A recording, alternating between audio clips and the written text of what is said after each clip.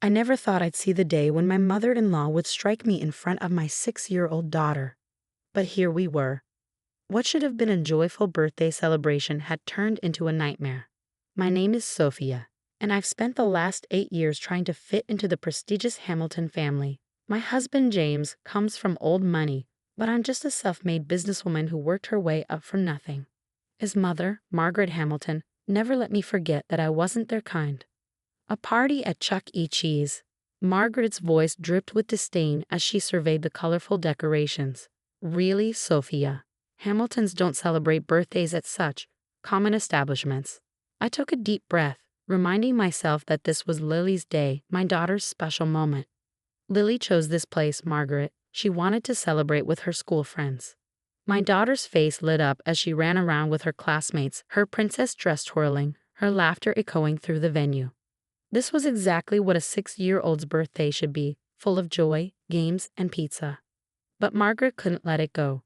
She stood in her designer suit, clutching her Hermes bag like a shield against the plastic chairs and arcade machines. Next to her, my sister-in-law Diane whispered something, both of them shooting disapproving glances my way. At least the Rockefellers' children won't be here to witness this spectacle, Margaret muttered, loud enough for me to hear.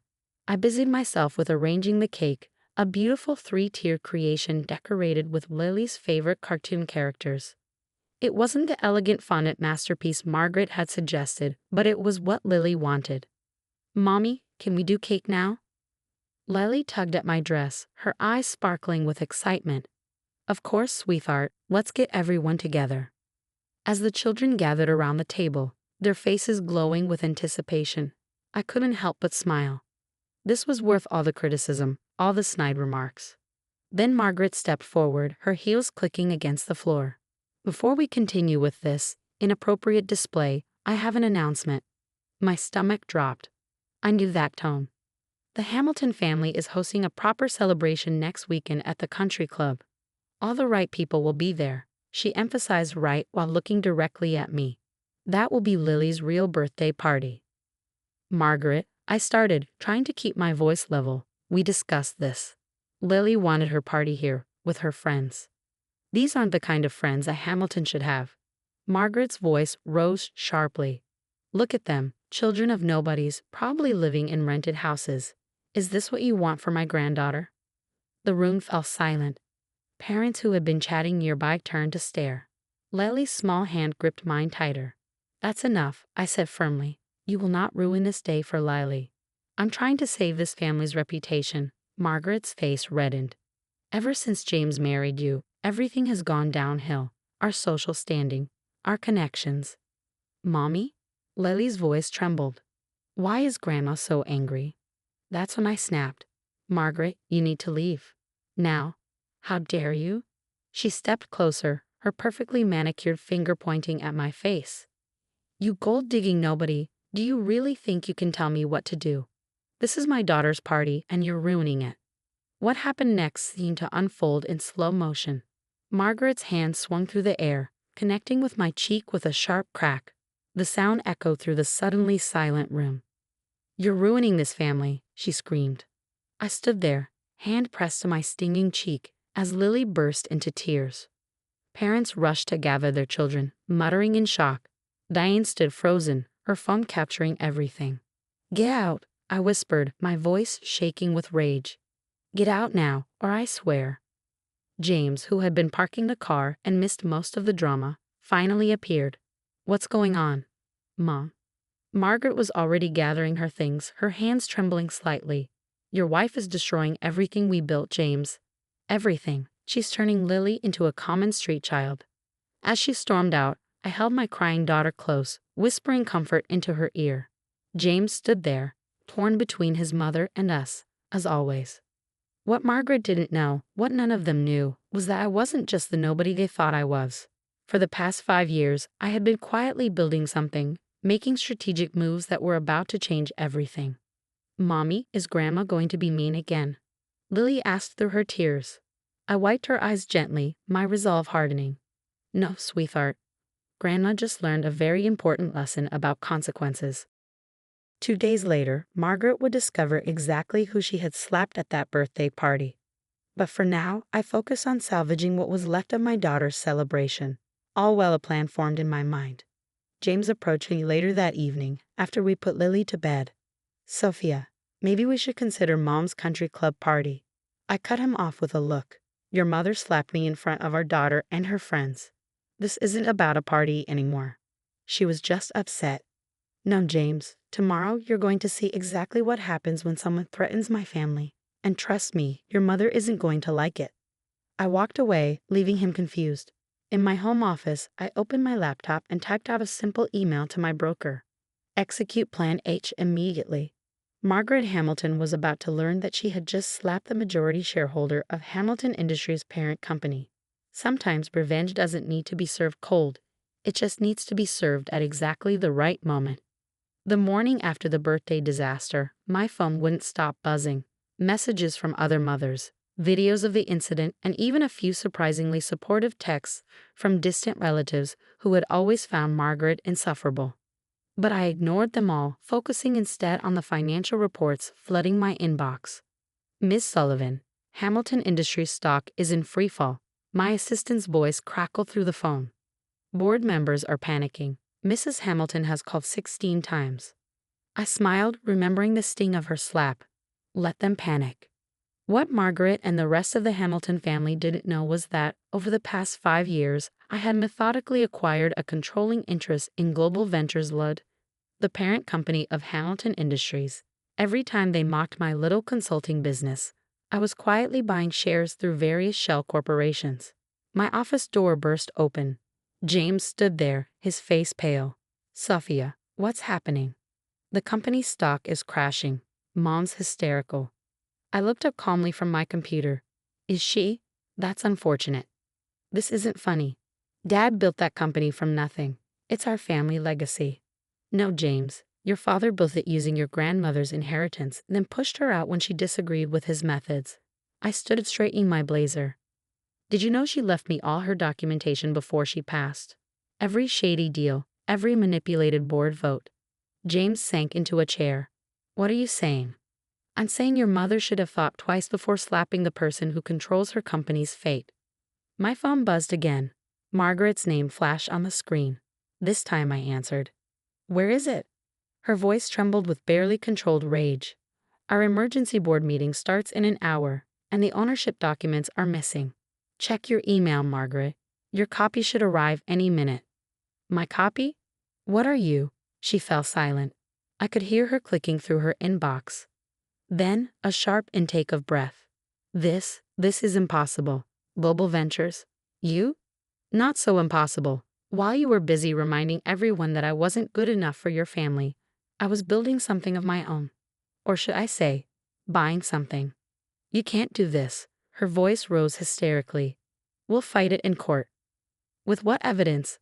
Every purchase was legal. Every transaction documented. You might want to ask your lawyer of the consequences of assaulting a majority shareholder in front of witnesses. Silence. Then, in a much smaller voice. What do you want? Be at my office in 30 minutes. Alone. I hung up and turned to James. You should come too. It's time you saw who your wife really is. Exactly 30 minutes later, Margaret Hamilton swept into my office, though her usual confident stride was somewhat diminished. Her designer suit couldn't hide the dark circles under her eyes, and she clutched her purse so tightly her knuckles were white. Explain yourself, she demanded, but the tremor in her voice betrayed her fear. I pulled out a thick folder and laid out documents one by one. Global Ventures acquired 52% of Hamilton Industries through various subsidiaries over the past 5 years. As CEO of Global Ventures, I now control your company's fate. CEO? James whispered. But your consulting business was very successful, just not in the way you all assumed. I turned to Margaret.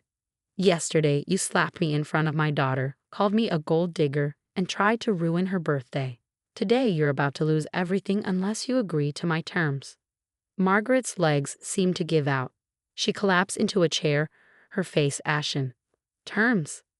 First, you will publicly apologize to Lily for ruining her party. Second, you will resign as head of the Hamilton Family Foundation. Third, you will attend counseling to address your behavior. Or what? I smiled coldly. Or I'll call for a full audit of Hamilton Industries.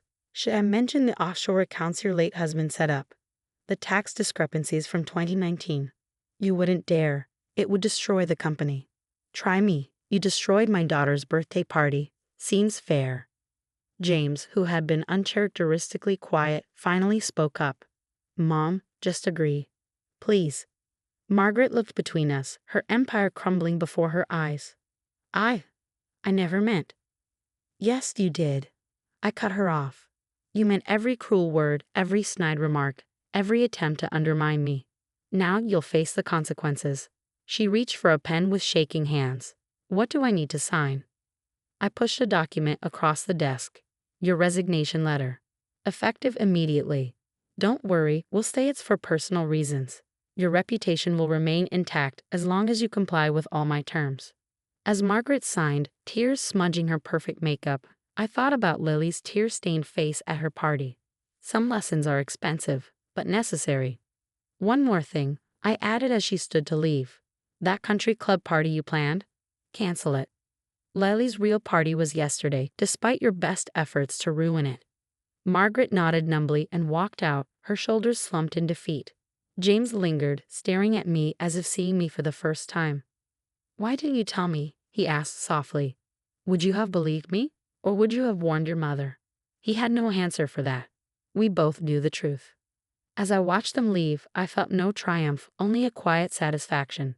Sometimes the best revenge isn't about destroying your enemies, but about showing them exactly who they underestimated. My phone buzzed one last time. A text from Margaret. I'm sorry, I didn't know. I typed back a simple response. Now you do. 1 month after the birthday party incident, I sat in my office, reviewing the changes at Hamilton Industries. Margaret had kept her word. Partly because she had no choice. The company was thriving under new leadership, and the toxic culture she had cultivated was slowly being dismantled. A gentle knock on my door interrupted my thoughts.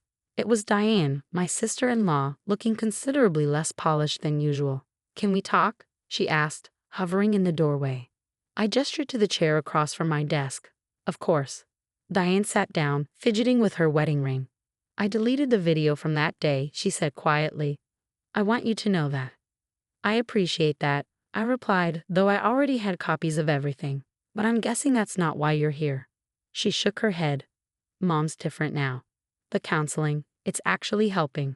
She cried yesterday, really cried, when she talked about what she did to Lily's party. I kept my expression neutral. Actions have consequences, Diane. She's learning that. I know. Diane looked down at her hands. We all are. I never realized how cruel we were to you.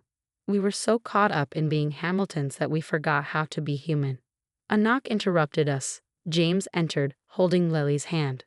My daughter's face lit up when she saw me. Mommy, Grandma sent me something. She held up a handmade card covered in glitter and careful handwriting. I took the card, reading Margaret's message inside. My dearest Lily, I am so sorry for ruining your special day. Being a Hamilton isn't about fancy parties or country clubs. It's about being kind and loving. I forgot that. I hope you can forgive your foolish grandmother. Love, Grandma Margaret. She made it herself, James said softly. No secretary, no expensive stationery. Just her, some craft supplies, and genuine remorse. I looked at the card again, noticing the slightly uneven cutting and the imperfect glitter application. It was probably the first handmade thing Margaret Hamilton had created in decades. Can I go show Grandma my new science project? Lily asked hopefully. She said she wants to learn about solar energy. I shared a look with James. Margaret Hamilton, showing interest in a child's science project. Maybe people could change after all. Yes, sweetheart. Daddy will take you this weekend. After Lily skipped out, followed by James, Diane spoke again. The family's annual charity gala is next month. Mom stepped down from organizing it, but we'd like you to take over. I raised an eyebrow. Me? You built something amazing while we were busy looking down on you. The foundation could use someone with your vision. She paused. And your heart. I thought about it. The Hamilton Family Foundation, despite its flaws, did good work. With the right leadership, it could do even more. On one condition, I said finally. This year's theme will be educational equity. No more elitist scholarships. We're going to help kids who really need it. Diane smiled, a genuine smile this time. I think that's perfect. Later that evening, as I was leaving the office, my assistant handed me an envelope. Inside was a handwritten letter from Margaret. Dear Sophia, I won't ask for your forgiveness. I haven't earned it yet. But I want you to know that you've taught me more in the past month than I learned in all my years as a Hamilton. I see the changes you're making at the company. You're not just successful, you're wise. You're building something meaningful, not just protecting a name. Lily showed me her solar energy project today. She's brilliant, just like her mother. I was too blind to see it before, but she's the best of both worlds. Your determination and James's compassion. I'm attaching my resignation from all remaining board positions. The company deserves your leadership, not my interference. Perhaps one day, if you're willing, you could teach me how to be more like you. With respect and regret, Margaret. I folded the letter carefully and placed it in my desk drawer. Then I picked up my phone and typed out a message to my former mother-in-law. Lily has a science fair next week. She'd love her grandmother to be there. No designer suits required, just bring your enthusiasm and maybe some craft supplies. Sophia. The response came quickly. I'll be there. Thank you. As I drove home that evening, I thought about power and forgiveness. Sometimes the greatest victory isn't in destroying those who hurt you, but in showing them a better way. Lily was waiting for me when I got home, excited about her upcoming science fair. As I helped her practice her presentation about renewable energy, I realized that this moment of pure joy and learning, was worth more than all the country club parties in the world. Mommy, Lily said suddenly, I'm glad Grandma is different now. She smiles more. I hugged my daughter close. Sometimes people need to learn hard lessons to become better, sweetheart. Like when I learned that being mean to Sarah at school made me feel bad inside. Exactly like that. I kissed her forehead. Now, tell me more about solar panels.